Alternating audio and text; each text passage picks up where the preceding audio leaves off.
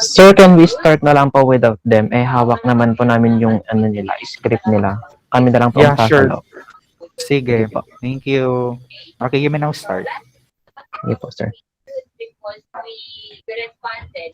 So, good morning, Sir Marvin and classmates.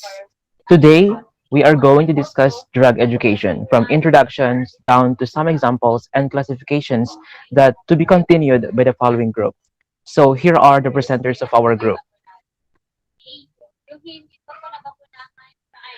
Angelia Ayon Ayon, Ann Cristel Balalio, Donato Bacday, John Mark Abiva, Joshua Aguinaldo, Chris Bangloy, Joanna Balacano, Kate Arago, Rochelle Alava, and yours truly. So, there is no such chemical solution to solve our problems. Some of us live in an island of difficulties, lacks, and hardships. Then it turns out that we sacrifice our whole being just to get out on that shameful island of life. Drugs are nothing to do with us, but destructions and deaths. 4.73 million, or 6 out of 100 Filipinos, tried drugs at least once in their life. Some of them are now fully recovered, but unfortunately, more than 27,000 of them died during the war on drugs. What caused them to die? Are drugs really helpful? What can these small crystals can do to humans? Drug abuse is not a matter of moral weakness or faulty willpower. It is a vicious cycle that actually causes changes in the brain, leading to stronger and stronger impulses to use. Kaya yung mga wagas kong kiligin dyan, dahil nandyan si crush nila, be aware, baka mapagkamalan kayong addict. Char. So for further details, here's John Mark Abiva. But before that, here are the reactions of some of our kapamilya teens in dealing with drugs with our outgoing Philippine President, Rodrigo Roa Duterte.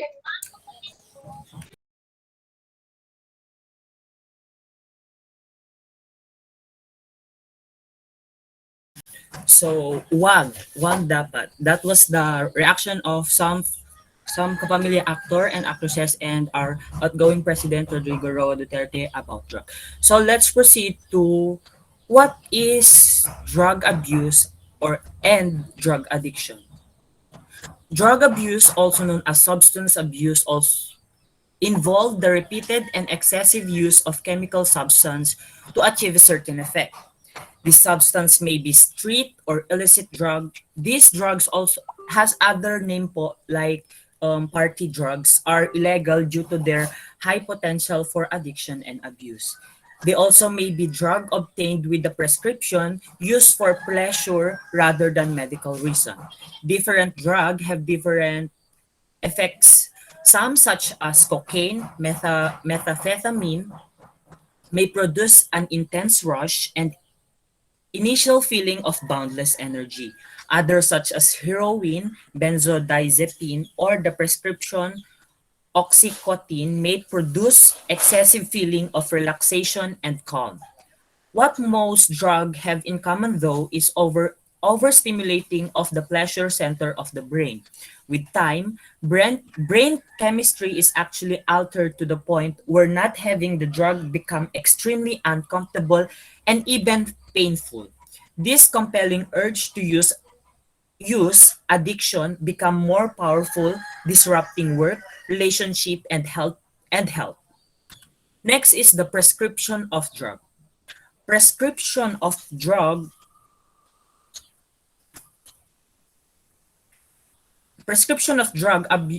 abuse is just as dangerous as street drug use.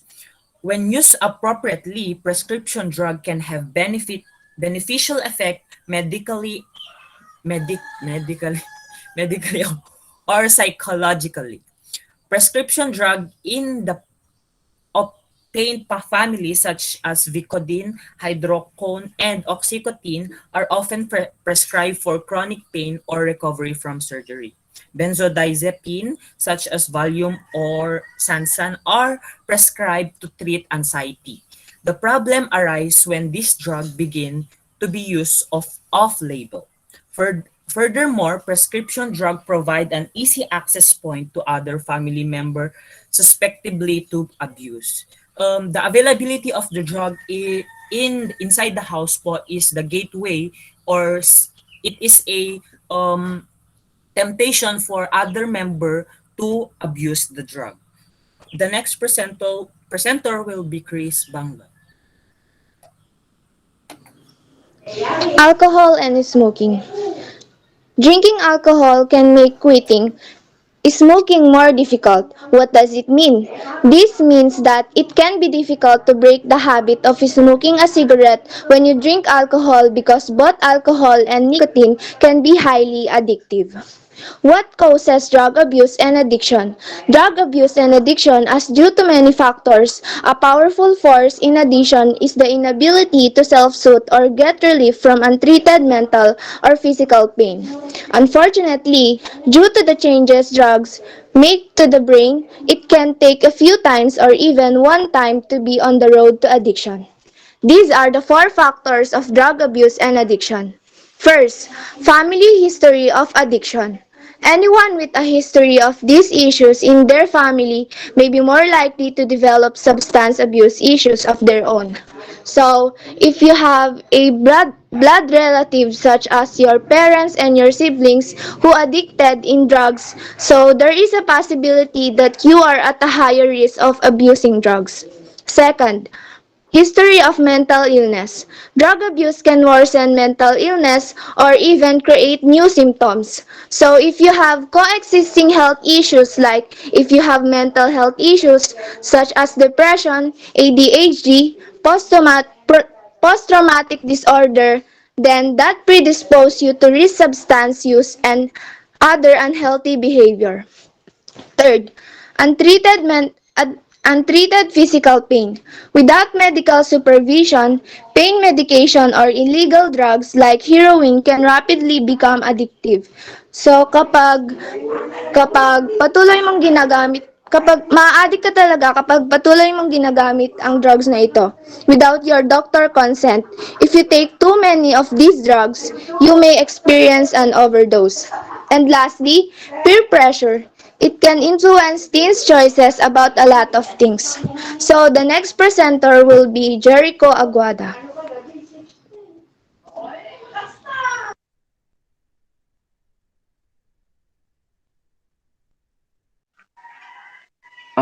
Signs and symptoms of drug abuse and addiction. Although different drugs may have a different effect on overall physical and mental health, the basic pattern is the same. Getting and using drug becomes more and more important than anything else, including job, friends, and family. The physical and emotional consequences of drug abuse and addiction make it difficult to function, often impairing judgment to a dangerous level. Well, it's not easy to jump to a conclusion if someone is on drug or not, because of the effect depends on what type drug one uses. In some cases, there are extreme adverse effects that are obviously seen in someone's eyes or skin. However, the topic invites a lot of questions that it is best to ask the knowledgeable for better understanding for this sensitive issue about health. So, how can we know if I or your loved one has a drug addiction problem? Here are some physical signs of a person's had addiction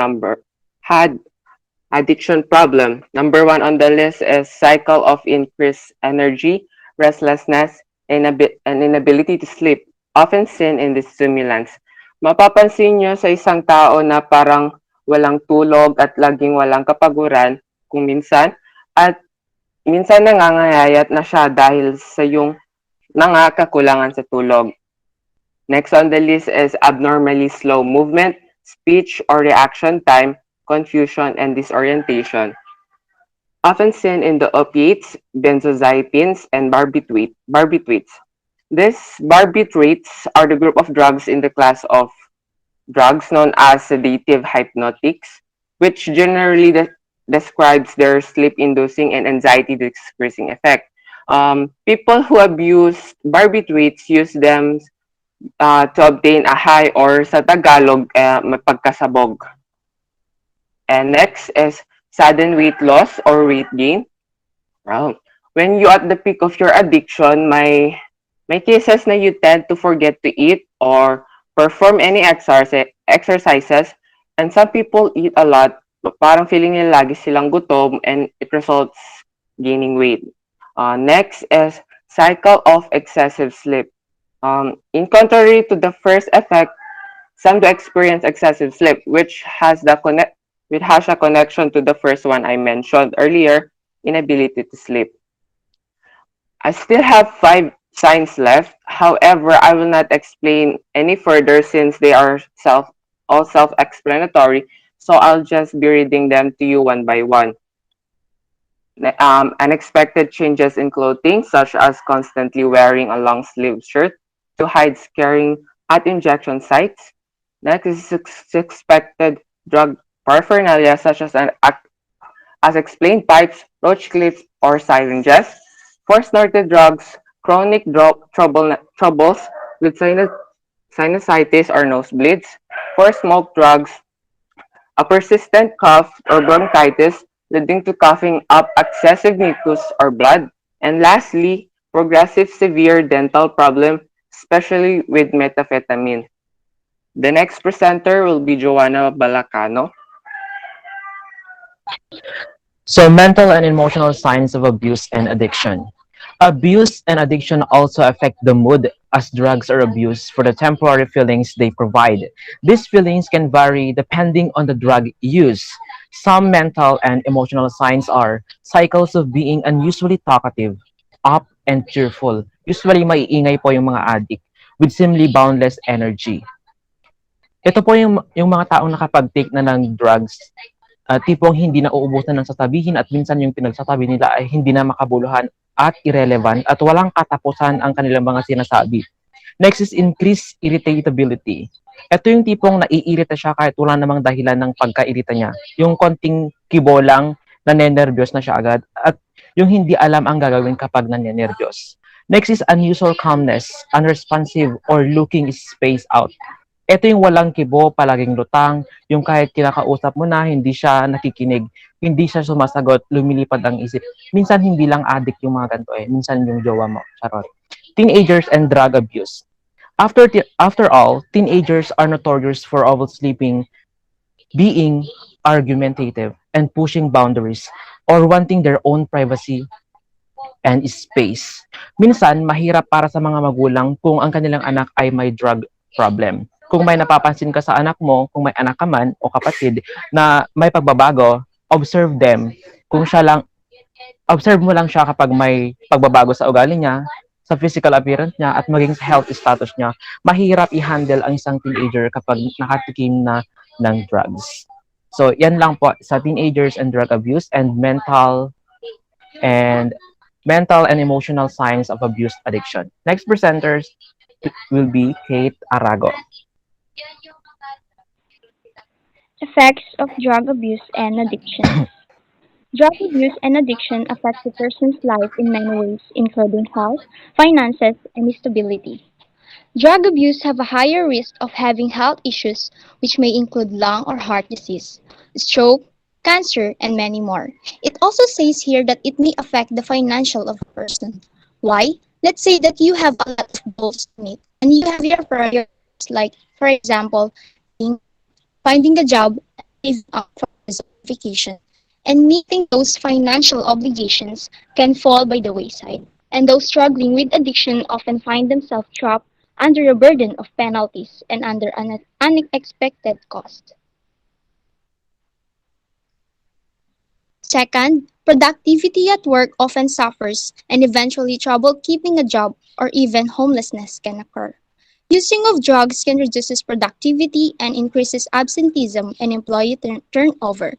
Siyempre, kapag lagi ka ng absent, tamad pa sa trabaho, your companies have no choice but to fire you kasi they don't need an inefficient employee like you. And one more thing is that if you want to apply a job, mahihirapan ka kasi nowadays, drug tests are required. And if you will tested positive, you will never be accepted on that. And in that case, maghihirap ka na kasi you don't have a job to pay for your expenses and to support your family if ever. And lastly, it can create costly legal problems. Drug addiction can lead to legal trouble that will be another source of financial straits. In addition, dependency can lead to reckless, abusive, or desperate behavior that can also get into a trouble with the law. For example, John Mark was being addicted to alcohol and nakipag-inuman siya ngayon sa mga kaibigan niya. And suddenly, one of his friends makes him uncomfortable by telling some offensive jokes about John Mark. So, napikon siya ngayon and he did some offenses and violations in human rights and that are against the law. So, doon na papasok yung court cost and attorney fees that can be a big burden in finances. Plus the fact that John Mark will having a serve time in jail. So, the next presenter will be Anne Cristel Balalio. Staying addicted, denial, and rationalization. Denial is a powerful coping mechanism that people use to justify or rationalize their addiction. Wherein in denial state, people who are abusing drugs may drastically deny or distort their reality. They don't admit the truth that they are addicted, and they may also reverse the situation to make their family at fault for using drugs. Drug abuse causes a person's behavior to change, as it drives them to constantly blame others for their own blunder. Continued denial and rationalization can cause destructive consequences, from health issues to harmed relationships and to unemployment. Thus, denial is one of the most powerful effects of drug abuse and addiction. Like for example, kung ang isang drug abuser ay nagbabago ang kanyang pag-uugali. So nakakaapekto ito sa kanyang performance sa trabaho na maaari niyang ikatanggal. Tapos pag natanggalan siya, isisisi niya sa kanyang boss. Kesyo, siya ang dahilan ng pagbago nito ng kanyang pag-uugali. Pero ang totoo ay dahil sa paglalaklak niya ng droga. Thus, there is denial in this situation. Another example is, ang taong lulong sa droga ay maaari niyang isisi sa kanyang pamilya o asawang paggamit niya ng droga dahil kesyo stress na siya or pagod na. Nagpapaka-sad boy kumbaga, para ma-justify yung kanyang rason sa paggamit ng pinagbabawal na gamot. So in this situation naman, there is rationalization. Drug abuse and the family. Addiction is a family disease. One person may use but the whole family suffers. When there is a drug abuser in the family, domestic violence as well as physical and child abuse tend to happen. In this case, it causes a child to feel emotionally and physically neglected and unsafe. In addition, the health of a developing infant is jeopardized when a pregnant woman abuses drugs. Thus, addiction is truly a family illness. Gaya nga ng sinabi ko kanina na nagbabago ang pag-uugali ng isang drug abuser. So, pwedeng may anger issues na siya. Konting bagay lang ay ikakagalit na niya tapos mananakit pa. So, madadamay ang kanyang pamilya. Family stress. A drug abuser is likely going to leave all the responsibilities to their family, wherein taking care of bills, making decisions, raising the kids, and cleaning up after the addict is quickly going to take a toll on the family. This exposes them to an elevated risk of contracting stress-induced conditions such as high blood pressure and anxiety. The shame of drug abuse in the family stops many family members from asking for help, instead of pretending nothing is wrong. The emotional toll can be overwhelming. Children are especially sensitive.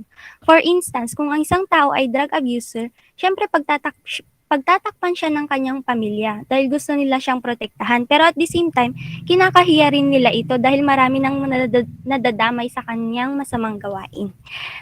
The next presenter will be Jericho Aguada.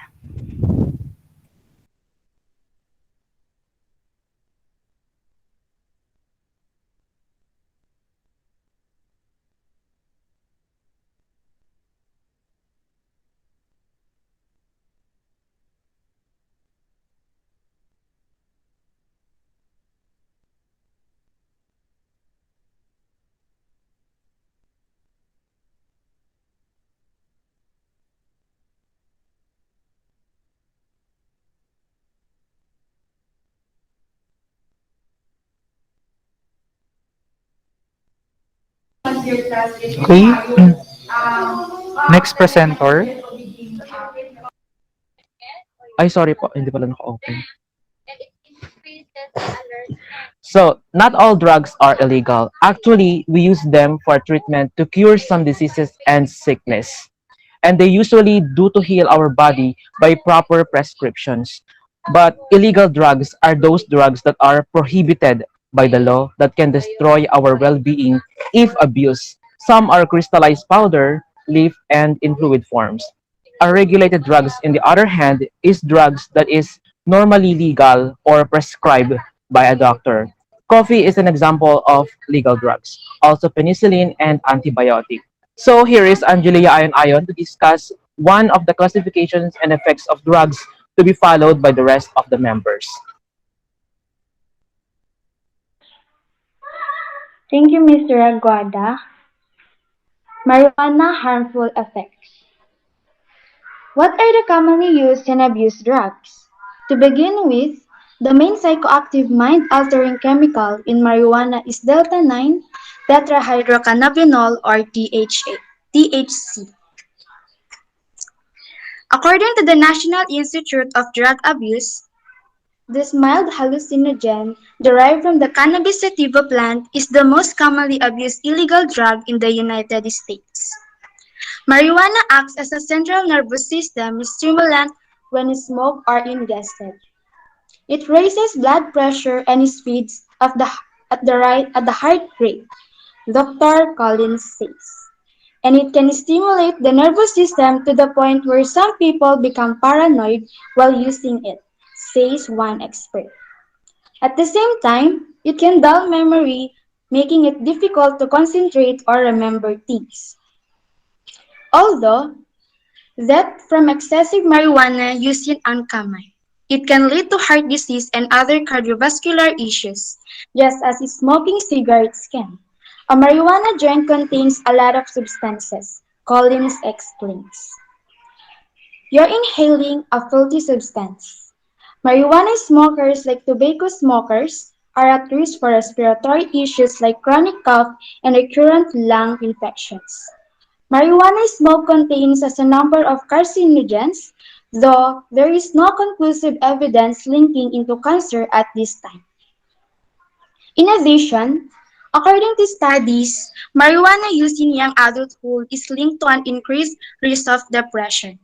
Marijuana use, on the other hand, has the potential to develop into psychological habit. Before we proceed in the effects, and furthermore, marijuana users under the age of 21 are more likely to experiment with other drugs. A marijuana inhibits the user's mental and psychomotor functions. When users are high, they lose track of what they have learned. Once started, the user may require more of the drug to achieve the same effect. Effects. Here's some of the physical effects of marijuana. Before we proceed, this actively illustrates that the virus can also cause temporary loss of consciousness and impaired reflexes, coordination, and concentration. Here is the immediate effects and the long-term effects.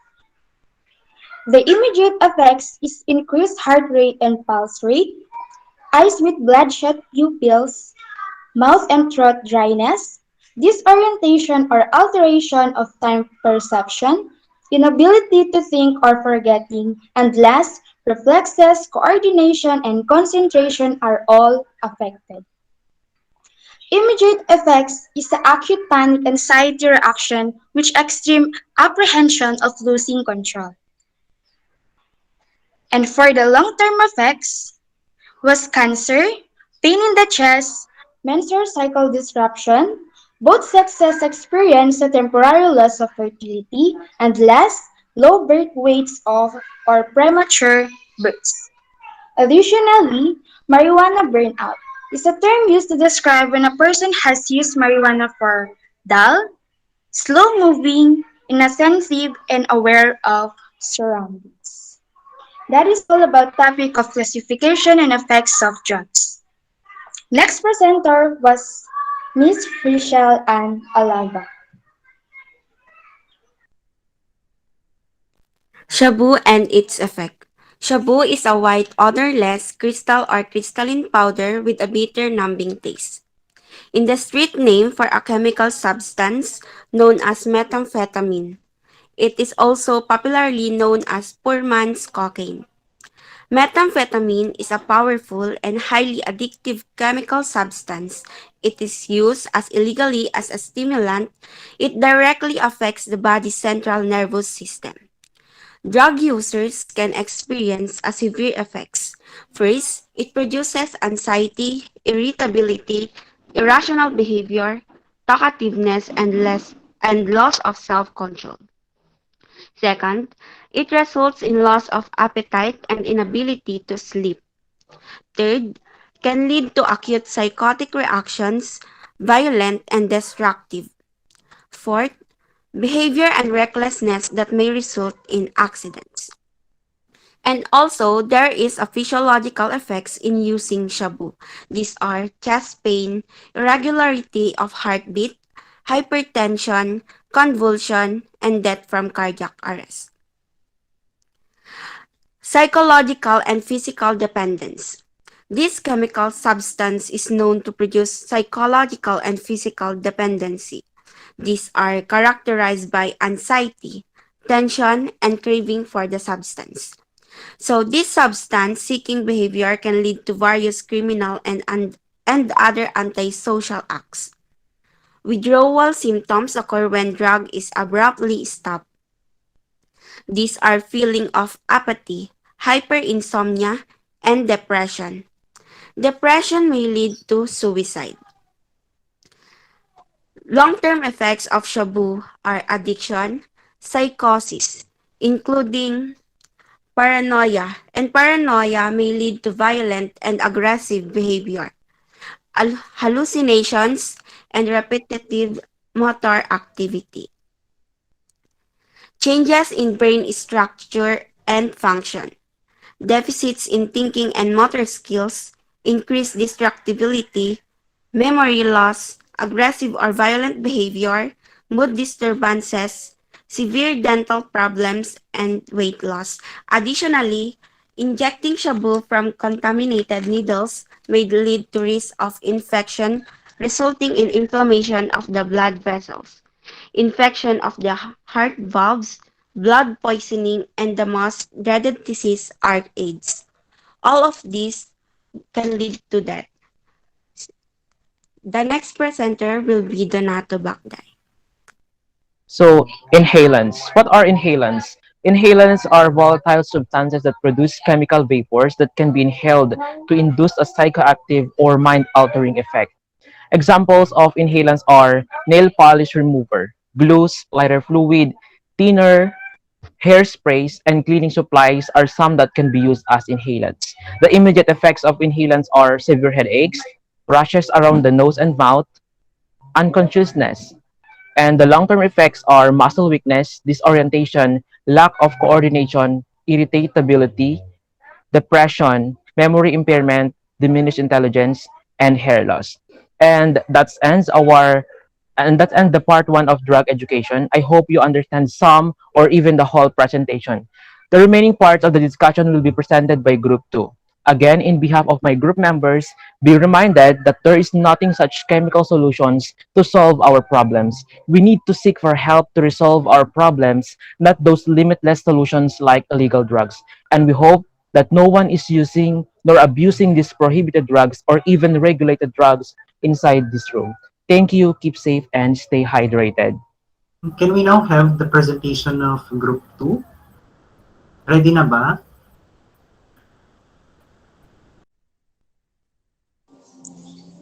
Good day, everyone. My name is Judamel Kalimuran, and these are my group mates. Aaron Dumlao, Armina, Janina, Mary Joy, Neil, Rose Doyan, Cheryl, Sharon Faye, Mary Joyce. This morning, our group will be reporting about the sedative or hypnotic drugs, ecstasy, alcohol, and tobacco. Next, please. Sedatives are a type of prescription medication that slows brain activity. They are typically used to make you down. You feel more relaxed. Doctors commonly prescribe sedatives, breath conditions like anxiety and sleep disorders. They also use them as general anesthetics. Sedatives are controlled substances that this means their productions and sales are regulated. Part of the reason sedatives are so heavily regulated is that they can be highly addictive. They can use people to become dependent on them beyond their control. Next, please.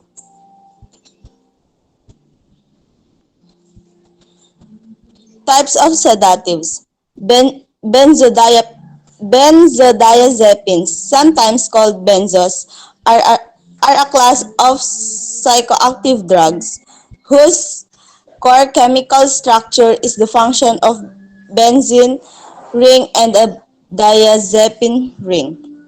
Examples of benzodiazepines: alprazolam or Xanax, lorazepam or Ativan, diazepam or Valium. What they treat: anxiety,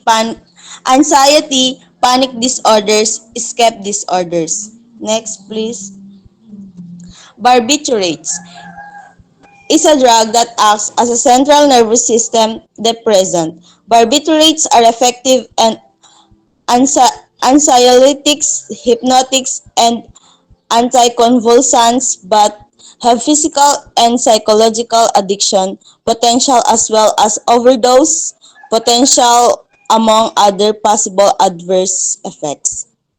Examples of barbiturates: pentobarbital sodium or nembutal, phenobarbital or luminal. What they treat: used for anesthesia. Next, please. Hypnotics or non-benzodiazepines. Hypnotics are medications used to induce, extend, or improve the quality of sleep and to reduce wakefulness during sleep. Examples of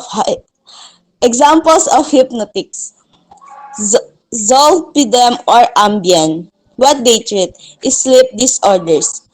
Opioids or narcotics. Opioids are substances that act on opioid receptors and produce morphine-like effects. Examples: hydrocodone or acetaminophen or Vicodin, oxycodone or oxycantin, oxycodone or acetaminophen or Percocet. What they treat: pain. The next presenter will be Sharon Faye Dakiwag.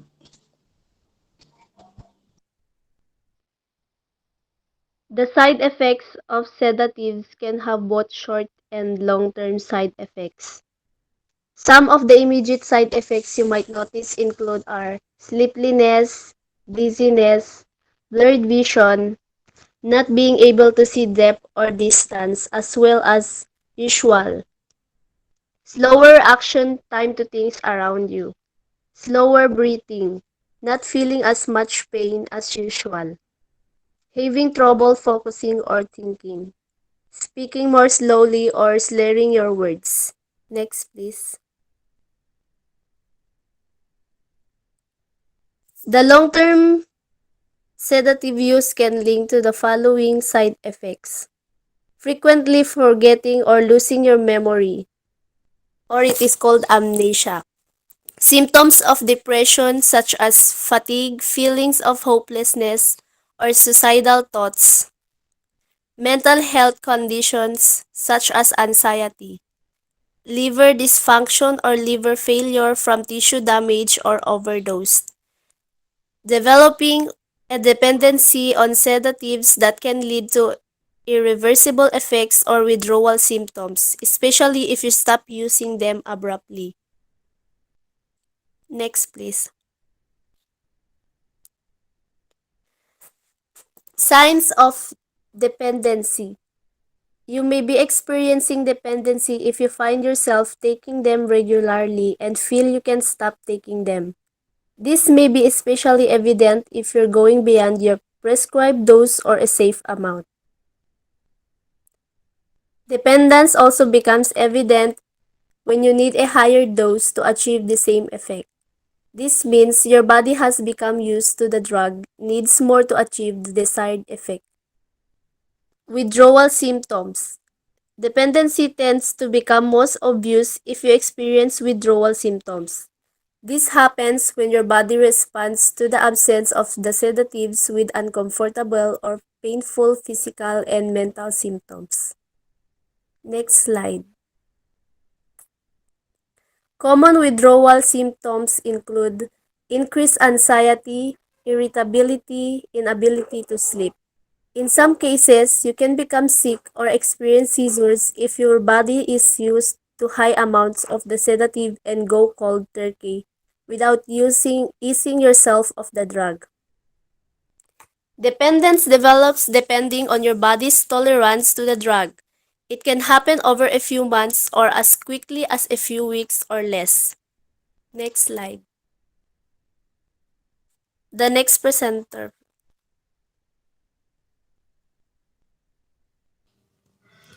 Okay, so what is ecstasy? Next.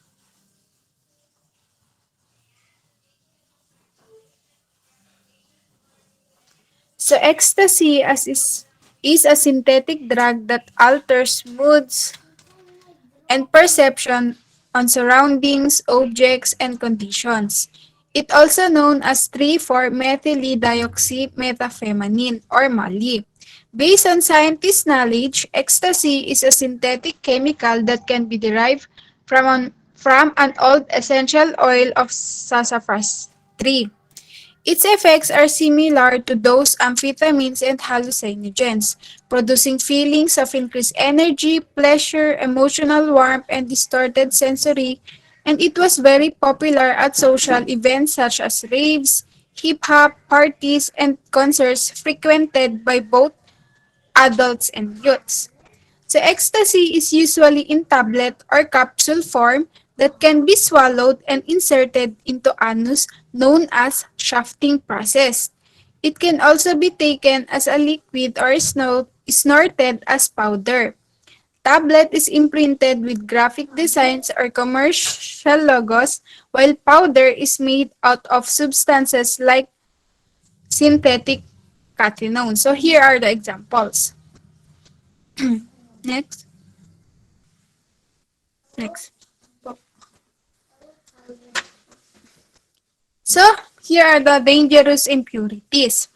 The lack of content control is one of the reasons why ecstasy is so dangerous. Ingredients are difficult to obtain by so drug makers frequently employ alternatives, adding in other potentially toxic compounds to other deadly mix. This practice is so common that drug test kits are often sold with the drug sources can test for purity. The toxicity effects and symptoms that may be expected are difficult to measure due to uncertainties about the drug sources, pharmacological agents, chemical use to manufacture them, and possible contaminants. So what are the common side effects of ecstasy in human health or human body? So the taking of any drug affects people indifferently depending on the size, weight, health, dosage, and other drugs being used. The reaction it can be mild or severe. Anyone suffering from hypertension, heart disease, diabetes, epilepsy, mental illness, or panic should be avoiding in taking ecstasy. Next po. Next.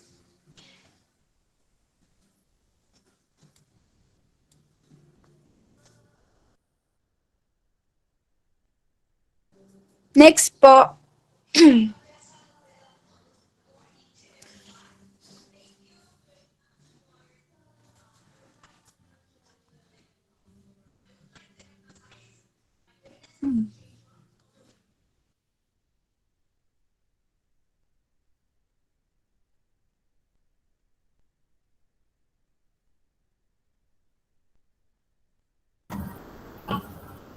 Miss Kuntapay suddenly left. Siguro internet connection. Let's wait for her. Wala ba kayong backup? Nasa kanya lang ba yung PowerPoint niyo? Ako na lang po, sir. Okay, proceed.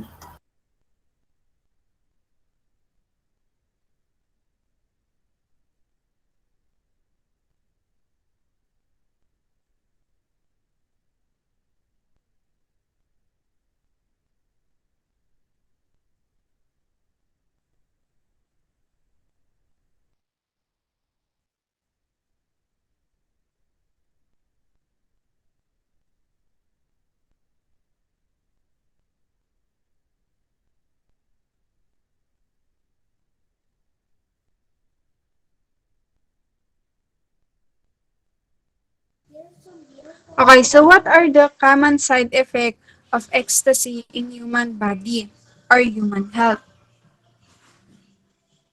Increased heart rate, body temperature, blood pressure, confidence, nausea, anxiety, feelings of well-being, sweating, loss of appetite, disorganized thoughts, and irritability.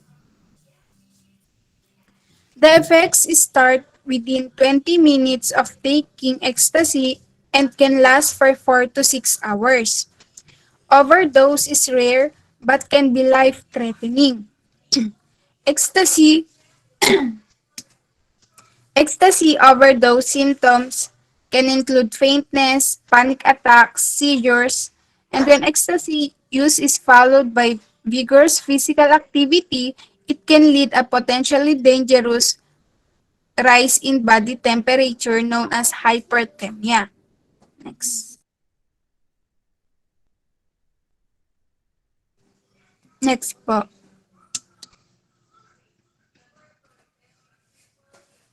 So is it legal or not? So first developed as an appetite suppressant in 1914, MDA was used as psychotherapeutic tool and also started to become available on the street in the late 70s and 80s. It wasn't until 1985 that ecstasy was made illegal. It is classified as Schedule 1.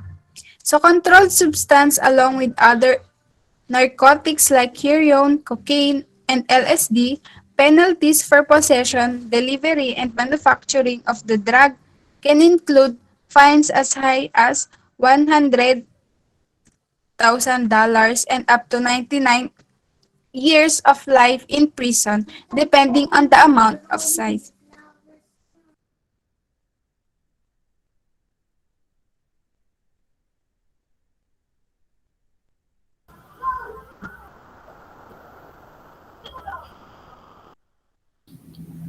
Back po, please. Okay, what's in it? MDP2P or 3,4-methylene dioxyphenyl 2-propanone. Isosafrole. Well, isosafrole is an organic compound that is used in the fragrance industry and can be cut with ephedrine, pseudoephedrine, and even caffeine and over-the-counter medication. Well, pseudoephedrine is structurally related to ephedrine but exerts a weaker effect on the sympathetic nervous system. Both drugs naturally occur in a ephedra plant which have a history of use in traditional Eastern medicine and were first researched in the West in 1889. It is believed that the content of a pill can be identified based on its logo or color. Kapag red pill po siya, it is believed na kinokontain niya is mescaline. Well, ano po ba yung mescaline? Mescaline is a psychedelic hallucinogen obtained from the small spineless cactus peyote. Kapag brown pills naman po siya, it assume po na contain niya po is heroin. Heroin is a highly addictive opioid drug. What is opioids drug? Opioids are a class of drug naturally found in the opium poppy plant and work in the brain to produce a variety of effects including the relief of pain with many of these drugs. Next po. Well, marami talagang street names of ecstasy but yung i-share ko po sa inyo is yung pinakasikat which Adam, E, roll, XTC, lover speed, and clarity. This is the other reported effects. Taking higher doses of MDMA will not increase the good feelings. In fact, higher dosage can lead to convulsions, irrational behavior, and hallucinations. Users have reported having problems with insomnia. Well, insomnia is a type of sleep disorder. Individuals with insomnia find it difficult to fall asleep or stay asleep or both. Well, alam na natin po yung anxiety and yung paranoia is something like true paranoia is characterized by unreasonable and exaggerated mistrust and suspicion of others, concentration and depression after taking the drug. Next one.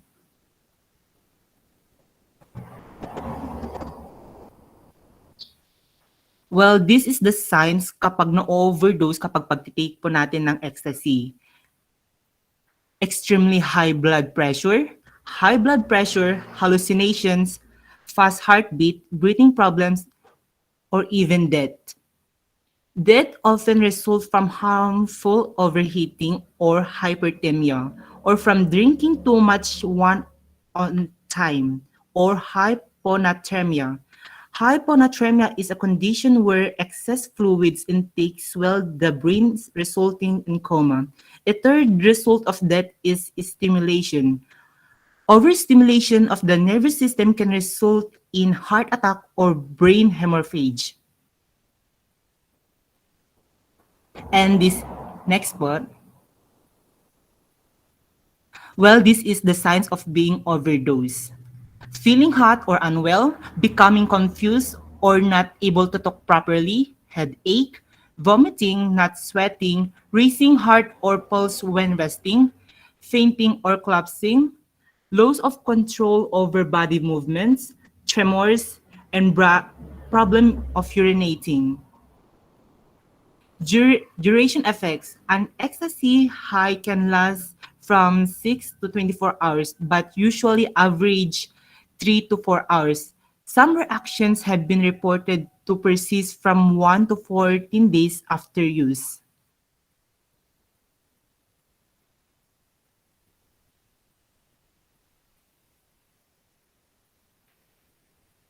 Short-term effects.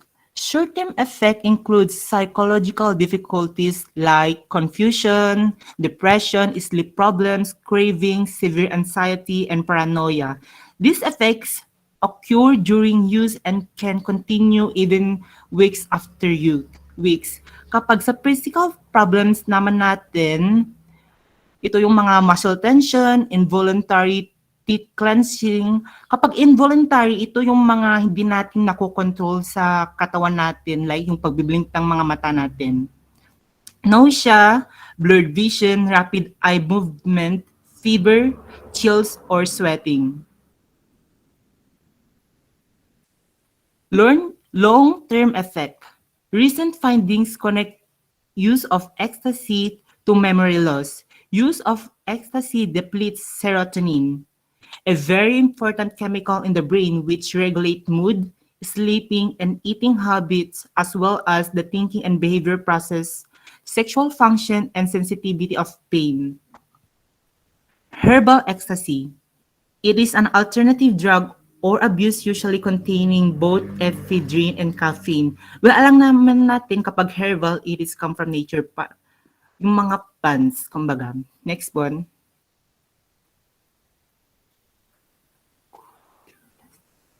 Drug testing. Ecstasy can be detected up to 4 days in the urine. Ecstasy and antidepressants. People currently taking an MAOI or monoamine oxidase inhibitor is a type of antidepressant drugs and should not use ecstasy. MAOIs are the most commonly found in prescription antidepressants like Nardil or phenelzine, Parnit or transylphromine, Marflan, Alderfil, and so on. And it is the same is true about protease inhibitor ritonavir. Well, ritonavir is currently exclusive use as a pharmacokinetic enhancer of other protease inhibitors. So what is pharmacokinetics? It is a drug clearance that is elimination of drugs from the body. Ecstasy and pregnancy. In a study in May 1, 2001, issue of the Journal of Neuroscience. Well, neuroscience, also known as the neural science, it is the study how the nervous system develops, its structure, and what it does. It results that the exposure of rats to ecstasy caused memory and learning deficiencies to the unborn rat. As with all other drugs, legal or not, they should not be taken during pregnancy unless specifically prescribed by medical doctor. Bakit hindi siya pwedeng i-take kapag hindi siya prescribed? Kasi pwede yung unborn is magkaroon ng most common types of learning disabilities like problems with reading, writing, math, reasoning, and listening, and speaking. Next point.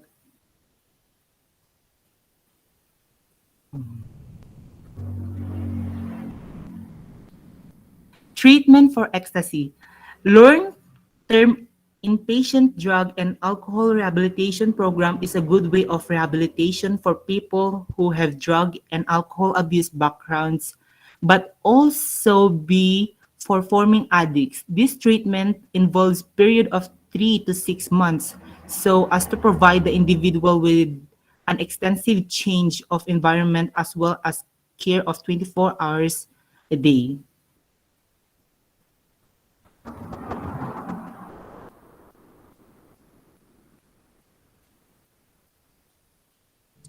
So, alcohol. Alcohol is the oldest and most widely used drug in the world, although most drink occasionally or moderately.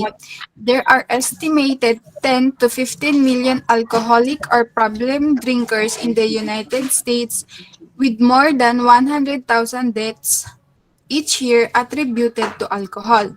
Among the nation's alcoholic and problem drinkers are as many as 4.5 million adolescents are disproportionately involved in alcohol-related automobile accidents, the leading cause of death among Americans with 15 to 24 years old. Dealing with drunkenness and with alcohol-related crime, violence, and disturbances consumers more resources than any other aspect of police operations, while the health consequences of alcohol abuse and more enormously national health care cost. Next. So what is alcohol? Alcohol or ethanol or ethyl alcohol is the ingredients found in beer, wine, spirits that causes drunkenness. Alcohol is classed as sedative hyponic drug, which means it acts depress the central nervous system at high doses. At lower doses, alcohol can act as a stimulant, inducing feelings of euphoria and talkativeness. But drinking too much alcohol at one session can lead to drowsiness, respiratory depression, where breathing becomes slow, shallow, or stops entirely, coma, or even death.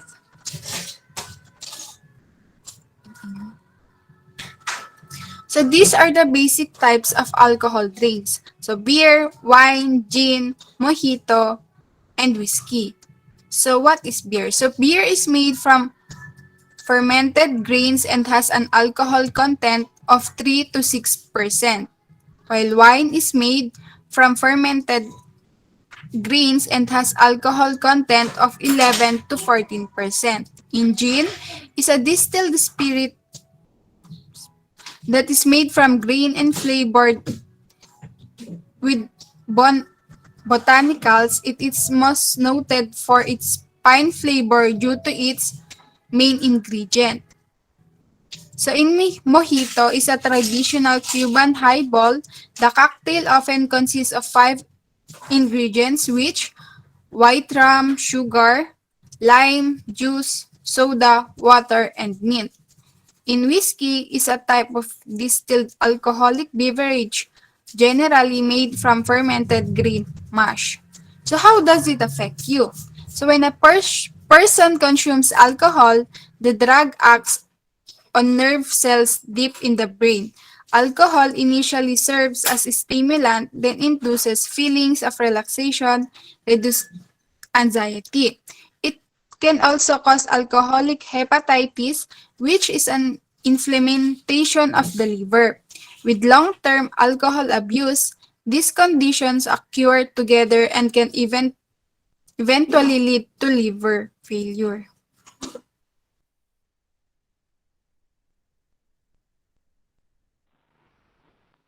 So what are the dangers of alcohol abuse? In addition to risk of injury or death as a result of accident or violence, alcohol abuse poses a broad range of physiological and psychological dangers. Excessive alcohol use has immediate effects that increase the risk of many harmful health conditions. And these are the most often result of binge drinking include the following.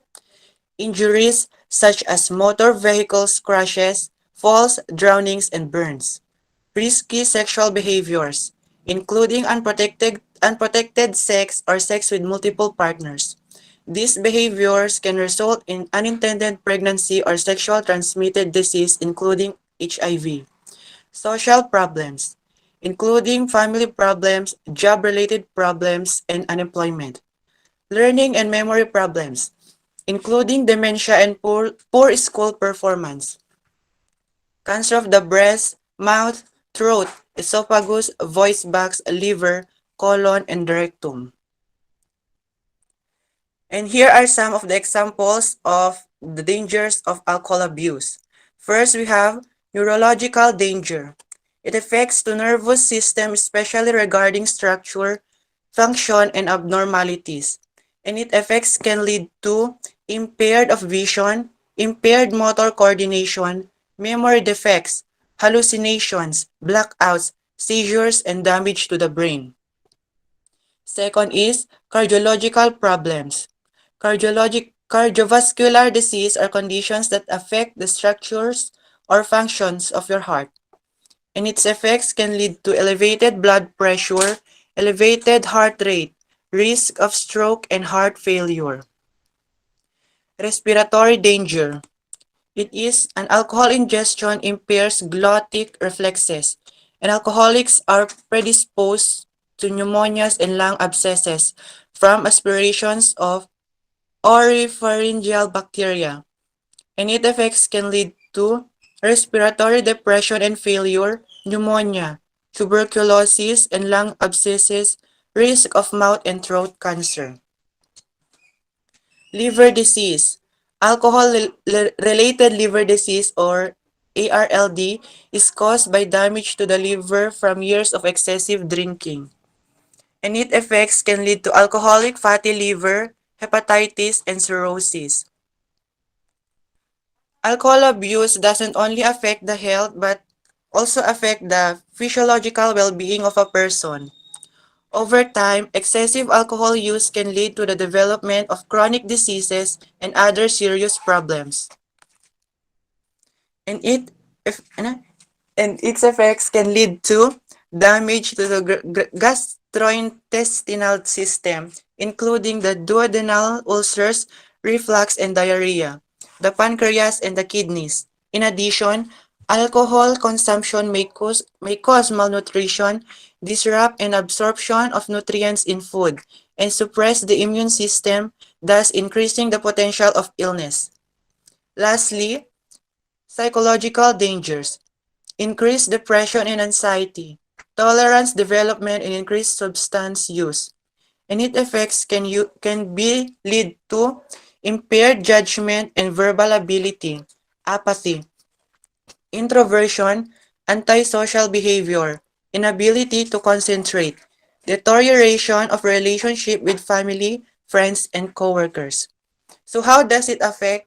So how does alcohol affects pregnancy? Alcohol is an especially dangerous drug for pregnant women. Drinking during pregnancy raises the risk of low birth weight babies and intrauterine growth retardation, increasing the danger of infection, feeding difficulties, and long-term development problems. Heavy drinking during the early months of pregnancy can result in the birth of babies with fetal alcohol syndrome. What is alcoholism? Chronic abuse of alcohol can lead to addiction or alcoholism. Alcohol addiction can be categorized by increased tolerance, causing the abuser to drink greater amounts to achieve the same desired effects. When an alcoholic stops drinking, he or she will typically experience the symptoms of withdrawal.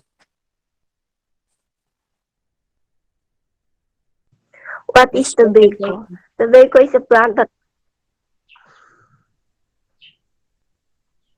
Tobacco is a plant that comes in two varieties, Nicotiana tabacum and Nicotiana rustica.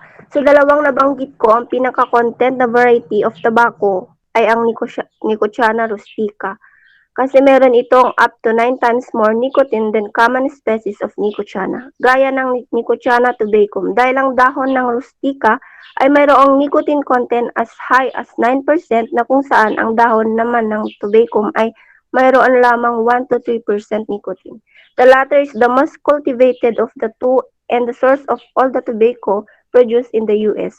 The raw leaves are dried and shredded and then rolled into cigarettes or cigars, or packaged as pipe or chewing tobacco or as snuff. Tobacco is the only organic source of nicotine, which is addicting agent. So why do we say na tobacco is the source of organic nicotine? It is because nicotine is the chemical in tobacco that makes it hard to quit. Nicotine produces pleasing effects in your brain, but these effects are temporary, so you reach for another cigarette. The more you smoke, the more nicotine you need to feel good. When you try to stop, you experience unpleasant mental and physical changes. How is tobacco taken? The great majority of tobacco users smoke cigarettes, inhaling the nicotine-laden smoke in their lungs. A smaller percentage of users smoke cigars and pipes, and generally do not inhale since cigar and pipe tobacco is potent enough for the nicotine in the smoke they produce to be readily absorbed in the mouth. Smokeless tobacco is popular among athletes, especially baseball players, who use it to prevent their mouths from becoming dry during the games. Since this form of tobacco is associated with cancers of the mouth and neck, many high school and college athletics associations have banned it and professional leagues are now discouraging its use. The next presenter will be Mary Joy Wan. Next po.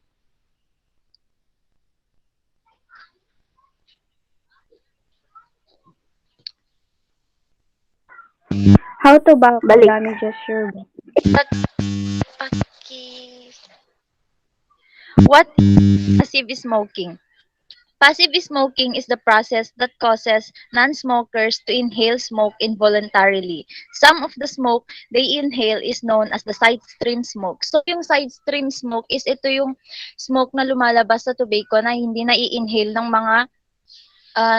mga tobacco users na kung saan ito yung mga nai-inhale ng mga tao kapag nasa na-expose sila or um or ano kasi ito? Kapag may taong naninigarilyo or nagtotobacco sa harap nila. The smoke that smolders off the end of a cigarette, cigar, or pipe. The smoke has neither passed through a filter nor through the lungs of a smoker and is therefore extremely potent, containing more tar, nicotine particles, and the gases than inhaled smoke. Side stream smoke can cause respiratory distress and allergic reaction as well as lung cancer. So, side stream smoke is also dangerous because it can also cause cancer to those people na nakaka-inhale nito, which is known as the second-hand smoker. How does tobacco affect you?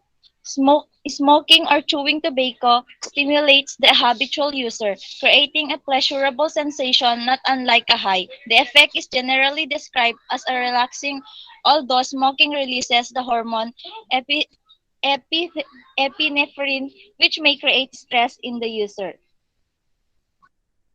Next is Cheryl Kamagay po. Next slide. Okay. How tobacco damages your body. The chemicals in tobacco smoke can damage your body in many ways. For example, nicotine. Nicotine narrows your veins and arteries. This can damage your heart by forcing it to work faster and harder, and slow your blood and reduce oxygen to your feet and hands. Carbon monoxide. Carbon monoxide deprives your heart of the oxygen it needs to pump blood around your body. Over time, your airways swell up and let less air into your lungs. Tar. Tar is a sticky substance that coats your lungs like soot in a chimney. Phenols paralyze and kill the hair-like cells in your airways. These cells sweep clean the lining of your airways and protect them against infections. Tiny particles in tobacco smoke irritate your throat and lungs and cause smokers cough. This makes you produce more mucus and damages lung tissue. Ammonia and formaldehyde irritate your eyes, nose, and throat. And lastly, cancer-causing chemicals make your cells grow too fast or abnormally. This can result in cancer cells. Next presenter po. So thank you everyone for taking the time to listen. We hope you learn a lot about our topic.